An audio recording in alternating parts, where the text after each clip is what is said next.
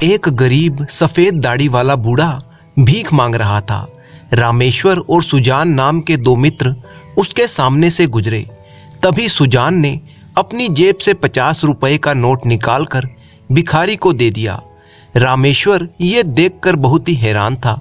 उसे हैरान देखकर सुजान ने कहा, इस भिखारी को मांगते हुए देखकर मुझे एक कहानी याद आ गई, कहो तो सुनाऊं।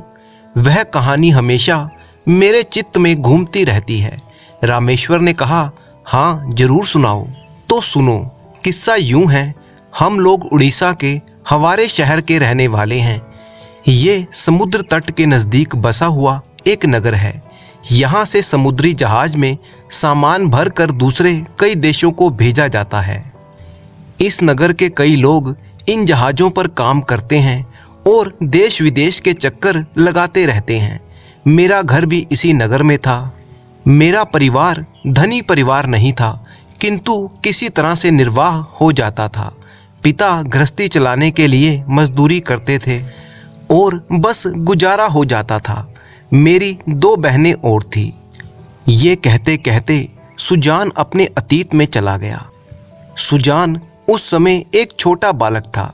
उसकी माँ हमेशा धन की कमी के कारण परेशान रहती थी और अपने पति को कोसती रहती, सदा उसका तिरस्कार करती। ऐसे मौक़ों पर सुजान के पिता के चेहरे का रंग उड़ जाता था। ये देखकर सुजान को भी बहुत दुख होता था। उसके पिता कुछ ना बोलते, माथे पर हाथ फेरते, मानो काल्पनिक पसीने की बूंदें पोंछ रहे हों। पूरा परिवार सभी तरह के खर्चों में कमी करता था। वे किसी के घर दावत खाने नहीं जाते थे जिससे फिर उसे दावत ना देनी पड़े। उसकी माँ अक्सर कम दामों वाली सब्जियां खरीदती थी जो कुछ गली सड़ी होती थी। रोज एक ही तरह का खाना खाकर वे अब ऊब चुके थे, परंतु दूसरा कोई चारा नहीं था। उनके पास बहुत अच्छे वस्त्र भी नहीं थे, परंतु सप्ताह में एक बार वो लोग सज धज कर समुद्र के किनारे टहलने के लिए अवश्य जाया करते थे।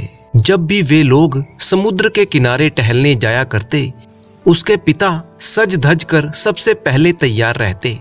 उसकी बहनें, जिनकी उम्र शादी लायक हो चुकी थी, वे भी तैयार रहती।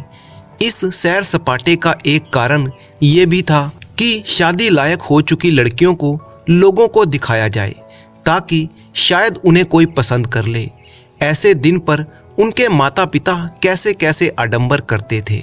उनके चेहरे पर अलग ही तरह की शान होती थी। वे ऐसे गंभीर भाव से चलते मानो कोई बड़ा भारी जरूरी काम उनके रंग ढंग पर ही निर्भर हो।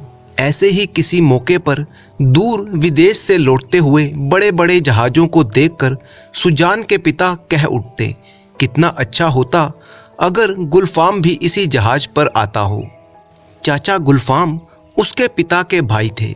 किसी समय वो उनके वंश के लिए एक कलंक समझे जाते थे, पर अब वो उनके खानदान की एकमात्र आशा और भरोसा थे। उनके विषय में सुजान इतना सुन चुका था कि उसे लगता था कि पहली ही नज़र में वो अपने चाचा को पहचान जाएगा। चाचा के विदेश चले जाने तक का हाल सुजान अच्छी तरह से जानता था, क्योंकि उनकी चर्चा अक्सर उसके घर में होती ही रहती थी। सुजान के पिता उसे बताते थे कि चाचा गुलफाम बहुत ही बिगड़े हुए थे और आवारा थे, यानी उन्होंने सारा धन उड़ा दिया था। गरीब घरानों में ये सबसे बड़ा अपराध है। धनी लोगों के घर अगर कोई रुपया बहाकर मजा करता है तो लोगों की राय में वो केवल अपना ही सत्यानाश करता है, परंतु गरीबों के घर में अगर कोई युवक बाप दादा का संचित धन उड़ाता है तो वो नालायक, दुर्जन और निकम्मा समझा जाता है। संक्षेप में कहें तो चाचा गुलफाम ने अपने हिस्से की पाई पाई बर्बाद करके सुजान के पिता का हिस्सा भी बर्बाद कर दिया था और अंत में वे एक समुद्री जहाज में बैठकर विदेश चले गए थे। वहां पहुंचकर चाचा गुलफाम ने एक दुकान खोली और घर को चिट्ठी भेजी कि वे अब कुछ रुपए कमाने लगे हैं और उम्मीद करते हैं कि जल्दी ही उनकी हालत ऐसी हो जाएगी कि वे सुजान के पिता का जो नुकसान किया है वह सब भर सकेंगे। उस चिट्ठी ने सुजान के घर हलचल मचा दी। निकम्मा आवारा गुलफाम अब अचानक ही लायक हो गया था। सब कहते कि परमात्मा अब उसे अच्छी बुद्धि दे। हमारे खानदान में कभी कोई बेईमान नहीं हुआ, तो वह भी कैसे हो सकता है। फिर कुछ दिनों बाद एक जहाज के कप्तान ने पिता को बताया कि चाचा गुलफाम की दुकान खूब बड़ी है, माल भरा पड़ा है और अच्छी तरह से चल रही है। समय बीता, दूसरी चिट्ठी 2 साल के बाद आई। उसमें लिखा था, प्रिय भाई साहब, मेरे स्वास्थ्य की चिंता ना करें। समय बीता, दूसरी चिट्ठी 2 साल के बाद आई। उसमें लिखा था, प्रिय भाई साहब, मेरे स्वास्थ्य की चिंता ना करें, मेरी तबीयत ठीक है, धंधा भी अच्छा चल रहा है। मैं कल एक लंबी यात्रा पर जा रहा हूँ। शायद सालों तक तुम्हें कोई खबर नहीं भेज सकूंगा। अगर मैं तुम्हें पत्र ना लिखूं तो कोई चिंता ना करना। मैं तब तक वापस नहीं लौटूंगा जब तक धनवान नहीं बन जाता। मुझे आशा है कि इसमें अब देर नहीं है और हम सब सुखपूर्वक एक साथ रहेंगे। ये चिट्ठी पूरे खानदान के लिए एक बड़ी ही खुशखबरी साबित हुई। सुजान के पिता इसे सब मौकों पर पढ़ते और सबको दिखाते। फिर 10 साल तक गुलफाम चाचा की कोई खबर नहीं आई। पर जितने दिन बीतते जाते, सुजान के पिता की आशा और दृढ़ होती जाती। उसकी माता भी प्राय कहा करती, जब हमारा प्रिय देवर लौटेगा हम लोगों की हालत बदल जाएगी। उसने अब तक किस तरह से अपना जीवन सफल बनाया होगा। और हर सप्ताह जब सुजान के पिता समुद्री जहाज़ों को देखते तो यही बात दोहराते, कितना अच्छा होता अगर गुलफाम इसी जहाज पर आता होता। पूरा परिवार यही सोचता कि चाचा के लौटने पर वे लोग क्या क्या करेंगे। सब कुछ तय कर रखा था। वे नगर के बाहर खुली जगह पर एक छोटा सा बंगला लेंगे। बहनों की शादी की उम्र हो चुकी थी। सबको उनकी शादी की चिंता थी। अंत में एक बहन की शादी का रिश्ता आ गया। लड़का अच्छा कमाता था। एक शाम उन्हें गुलफाम चाचा की चिट्ठी दिखाई गई, जिससे कि उनकी दुविधा हटी और उन्होंने सही निर्णय लिया। उन्होंने विवाह का प्रस्ताव स्वीकार कर लिया।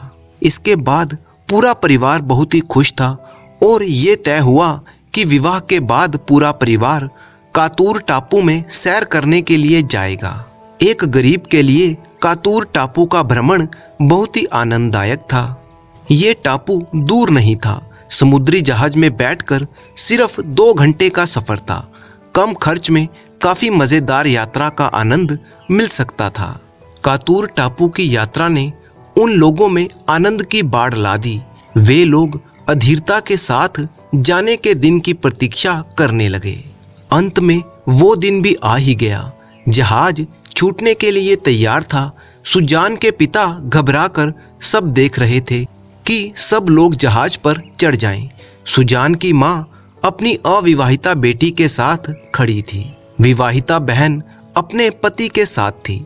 सब लोग जहाज पर चढ़े। जहाज ने सीटी दी और घाट छोड़कर समुद्र में रवाना हो गया। आनंद तथा सुख के आवेश में वे लोग खड़े खड़े पीछे हटते हुए तट को देखते रहे। ये पहली समुद्री यात्रा बहुत ही सुखद होने वाली थी। समुद्री जहाज का सफर शुरू हो गया। तभी सुजान के पिता की नज़र सहसा 2 आदमियों पर पड़ी जो पकी हुई मछली खा रहे थे। एक बूढ़ा खलासी छुरी से काट काट कर वो मछली बेच रहा था। सुजान के पिता को चलते हुए जहाज पर पकाई हुई मछली खाने का शौक उठ गया। उन्होंने पत्नी और बच्चों से पूछा कि क्या कुछ पकी हुई मछलियां खाओगी। पत्नी ने खर्च के ख्याल से आगा पीछा किया, पर सुजान और बहनें तुरंत तैयार हो गईं। पत्नी ने कुछ अनमने ढंग से कहा, मैं नहीं खाऊंगी, पर बच्चे 2-1 खा सकते हैं, परंतु ज्यादा नहीं, नहीं तो उनकी तबीयत खराब हो जाएगी। फिर सुजान की तरफ देखकर बोली, सुजान नहीं खाएगा, छोटे बालकों को ज्यादा खिलाना ठीक नहीं है। सुजान वहीं माता के पास रहा और पिता बेटी और दामाद को लेकर मछली बेचने वाले बूढ़े खलासी की तरफ चल दिए। सुजान की आंखें उन्हीं लोगों पर टिकी हुई थी। पिता दामाद और बेटी को लेकर बड़े ही तकल्लुफ के साथ बूढ़े खलासी की तरफ जा रहे थे। जब वो मछली वाले के पास पहुंचे तो सुजान के पिता अचानक घबराए हुए दिखे। मछली वाले को घेर कर खड़े हुए अपने परिवार की ओर एकटक देखते हुए वे कई कदम पीछे हट गए और एकाएक सुजान और उसकी माँ के पास आ गए। उनका चेहरा पीला पड़ चुका था, उनकी आंखें अजीब सी हो गई थीं। उन्होंने फिसफिसाते हुए पत्नी से कहा, बड़ा आश्चर्य है, वो मछली वाला बिल्कुल गुलफाम की शक्ल का दिख रहा है। पत्नी ने हैरान होकर पूछा, कौन गुलफाम? अरे मेरा भाई, अगर मैं नहीं जानता होता कि वह विदेश में काम कर रहा है तो मैं यकीन करता कि ये वही है। पत्नी ने हकलाकर कहा, तुम्हारा दिमाग खराब हो गया है। जब तुम जानते हो कि ये वो नहीं है तब क्यों ऐसी बेवकूफ़ी की बातें कर रहे हो? जाओ तुम अपनी आंखों से देखाओ, तुम अपनी आंखों से फैसला कर लो, नहीं तो मुझे चैन नहीं मिलेगा। सुजान की माता उठी और अपनी बेटियों और दामाद के पास पहुंची। सुजान भी उनके साथ आ गया। सुजान ने देखा कि वह गंदा झुर्रीदार चेहरे वाला एक बूढ़ा था। वह अपने काम में इतना ज़्यादा व्यस्त था कि आंखें उठाने की भी फुर्सत नहीं थी। माँ और बेटा तुरंत ही वापस लौट आए। अब तो पति पत्नी दोनों कांप रहे थे। पत्नी ने जल्दी जल्दी कहा, मेरे ख्याल में वो गुलफाम ही है। जहाज के नाविक के पास जाकर जरा पता लगाओ। पर खैरियत चाहते हो तो होशियारी से काम करना, कहीं भिखमंगे को साथ लेकर उतरना ना पड़ जाए। याद रखना कि किसी को पता ना चले कि हम उसके रिश्तेदार हैं, वरना दामाद के सामने बेइज्जती हो जाएगी। सुजान और उसके पिता दोनों चले। उस बूढ़े को देखकर सुजान के मन में एक विचित्र सी करुणा और दया की भावना उत्पन्न हो रही थी। जहाज का कप्तान एक बड़ा ही रोबीला किस्म का आदमी था जो वहीं चहलकदमी कर रहा था। सुजान के पिता उसे कायदे से मिले और उसकी तारीफ करते हुए समुद्री जीवन के बारे में उनसे बातें करने लगे। वे पूछने लगे, कातूर टापू कैसी जगह है, वहाँ की जनसंख्या कितनी है, वहाँ क्या क्या चीज़ें पैदा होती हैं, वहाँ के लोगों का धंधा क्या है और किस तरह का जीवन वे काटते हैं, वहाँ ज़मीन कैसी है, वगैरह वगैरह। फिर वे लोग जिस जहाज़ पर थे उसी जहाज़ के बारे में बातें करने लगे। फिर खलासियों के बारे में, यानी जहाज़ पर काम करने वाले मजदूरों के बारे में।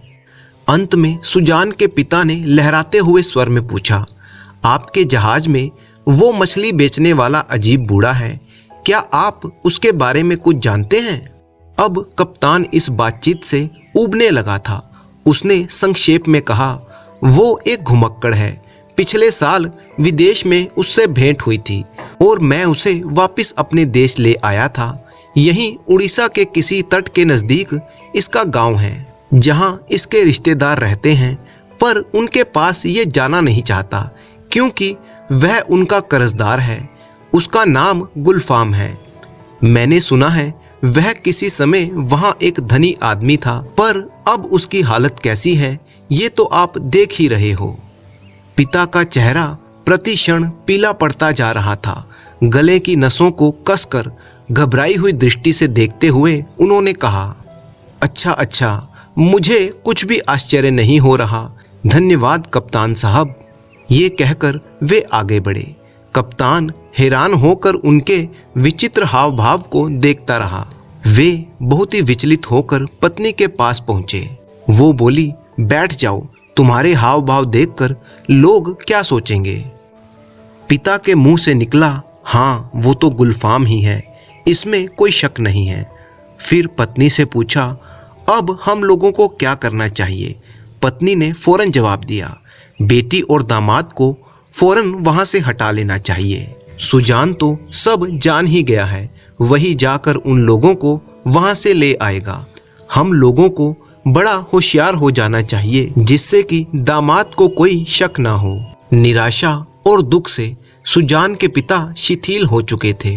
उनकी सभी उम्मीदें जो इस बात पर टिकी थी कि गुलफाम एक दिन धनवान होकर वापस लौटेगा तो उनके परिवार की गरीबी दूर हो जाएगी। सब उम्मीदें चूर चूर हो गई। वे अपने आप को ठगा सा महसूस कर रहे थे। उन्होंने एक ठंडी सांस लेकर कहा, ये कैसी आफत आ गई। झट उनकी ओर घूमकर माता ने क्रोध से कहा, मुझे हमेशा शक रहा कि उस बेईमान बदमाश गुलफाम से कोई भलाई नहीं होगी और आखिर में आकर हम लोगों की छाती पर बैठ के चैन से गुजारा करेगा। तुम आशा लगाए बैठे थे कि भाई आकर राजगद्दी पर बिठाएगा। सदा की तरह सुजान के पिता अपने माथे पर हाथ फेरते हुए चुपचाप पत्नी का तिरस्कार सुनते रहे। वो फिर बोली, सुजान को कुछ पैसे दो, वह जाकर मछली की कीमत दे आएगा। अगर वह गुदड़िया हम लोगों को पहचान लेगा तो सब चौपट ही समझो। जहाज पर एक अच्छी खासी खलबली मच जाएगी। चलो हम लोग एक किनारे से होकर चलें, होशियार रहना वह हम लोगों के पास ना आए। वे लोग चले गए और सुजान को 100 रुपए का नोट पकड़ा गए। वहां बहनें पिता की प्रतीक्षा कर रही थी। सुजान ने वहां पहुंचकर कहा, माता के सिर में चक्कर आ रहा है। सुजान ने मछली वाले से कहा, आपको कितने पैसे देने हैं जनाब? वो उसे चाचा कहना चाहता था। बूढ़े ने कहा, 40 रुपए। सुजान ने 100 रुपए का नोट उसे दिया और बूढ़े आदमी ने बाकी पैसे उसे वापस दिए। सुजान ने करीब से उसके हाथों को देखा। एक गरीब खलासी की तरह सूखे और गिरहदार थे। बूढ़े का दुखी, करुण और निराशापूर्ण चेहरा देखते हुए सुजान ने मन ही मन में कहा, यही मेरा चाचा है, मेरे बाप का सगा भाई मेरा चाचा है। सुजान ने उन्हें 20 रुपए इनाम में दे दिए। बूढ़े ने उसे धन्यवाद देकर परमात्मा आपका भला करे इस ढंग से कहा जैसे कोई भिखमंगा भीख पाने पर कहता है।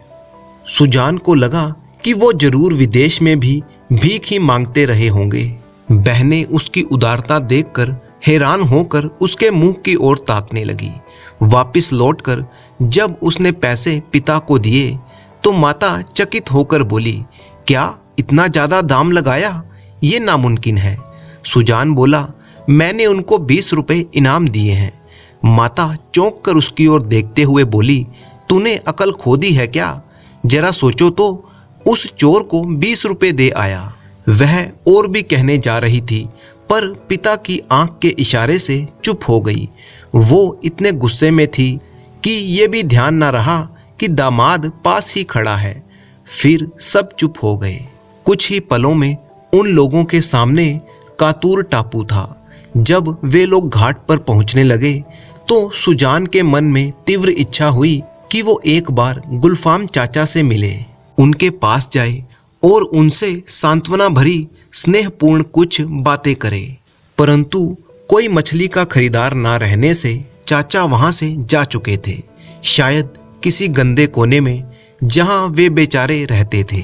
वे लोग इस डर से कि कहीं फिर से चाचा से भेंट ना हो जाए एक दूसरे जहाज पर लौट आए। सुजान की माता घबराहट से पागल हो रही थी। इसके बाद सुजान ने अपने चाचा को कभी नहीं देखा। फिर सुजान ने अपने मित्र से कहा, इसीलिए तुम कभी कभी देखते हो कि मैं भिखमंगों को 50 रुपए का नोट दे दिया करता हूँ। फिर दोनों मित्र आगे बढ़ गए।